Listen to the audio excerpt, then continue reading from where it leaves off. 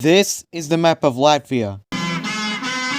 The 20th century started off with Latvia being a part of Russia, and on August 6, 1905, the Russian government imposed martial law in Kurland, which was in southern Latvia, and in northern Latvia, that being Livland, on November 22, 1905. This caused a revolution in 1905, and then 2,500 Latvians were killed, and then several hundred were executed by the Russians in 1906. During World War I, the Germans and the Russians were having a WWE fight, and they noticed that Latvia was in the way.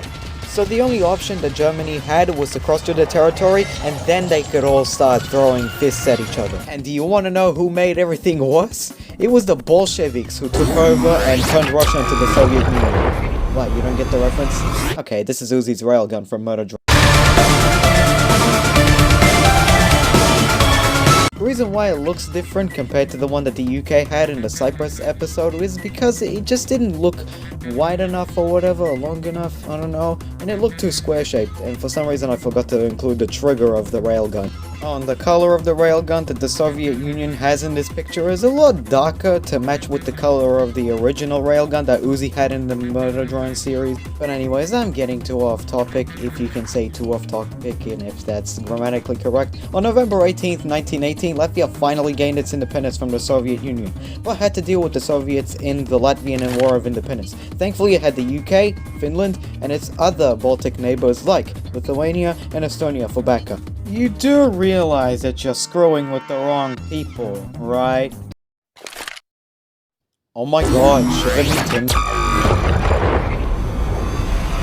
And nothing happened in the 20s, but in 1934, Karlis Ulmanis took control of the country and turned it into a dictatorship. When World War II started, Latvia was neutral, but let's go over the list of terrible things that happened to Latvia during World War II. So, the first one was when in 1940, the Soviets came in and annexed Latvia completely. Excuse me, what the actual are you doing in my house? And then I also remember looking up the reason why they did this to Latvia on Google, and for some reason it was to protect them from the Germans. Yeah, protection my anus. Oh. And speaking of the Germans, during Operation Barbarossa in 1941, when the Germans were attacking the Soviet Union, when they noticed Latvia, free terrorism. Oh, come on! They took over and killed every Latvian Jew that they can find. Yeah, so either the Soviets were really stupid, or they lied and wanted to torture the Latvians for their own entertainment, not for anybody else's entertainment, like Germany's. And then in 1944, the Germans were kicked out of Latvia by the Soviets, and all the torturing duties went back to the Soviets when they took back Latvia from Germany. And in 1949, Joseph Stalin, the leader of the Soviet Union, started Operation Priboy, involving deporting Latvians to Siberia. But, okay. At least Stalin died in 1953, but the only things that happened to Latvia during the 1950s was that the ruling Communist Party was disproportionately composed of immigrants, and some 30,000 survivors of Soviet deportations made it back to Latvia. Nothing happened in the 60s or in the 70s, but in 1989 Latvia joined the other Baltic countries, that being Estonia and Lithuania, to protest for independence that they lost in 1940 thanks to the Soviets in something called the Baltic Way, and they did this for 2 years. And for some reason, the Soviets didn't do anything to stop them from being such separatists. Wow, I didn't know the way they managed the Baltic Way was just as bad as Roblox's moderation. And on August 21st, 1991, the Soviet Union was busy crumbling and collapsing.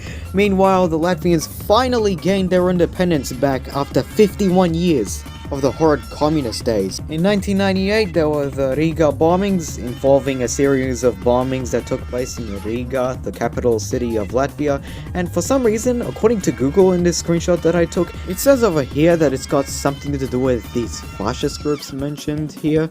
I don't know why it's got something to do with fascist groups. I don't know who these fascist groups are, but thankfully there wasn't a full-on war that broke out of the Riga bombings. In 2004, Latvia joined NATO and the EU, and in 2014 they replaced the old Lats currency with the euros, and nothing else happened after they started using the euros as their currency. As of 2021, around 478,000 tourists have visited the country, although it looks like over here that the country has been declining in tourism, but I suggest you visit it anyway. They've got a fine economy and level of HDI. Oh, and you can consider Latvia to be the island of the Baltic region simply because it's got a love for potatoes. kind of like Ireland. And next up is Latvia's southern Baltic neighbor, Lithuania, so stay tuned. By liking the video so that you can see more of my content while you wait for the next episode, or better, by subscribing. Not only is it a benefit for me, but it is also a benefit for you as a viewer, so you don't miss out on every video that I make. Oh, and shout out to Mr. History and Mr. Sapphire for the information that I needed for this episode.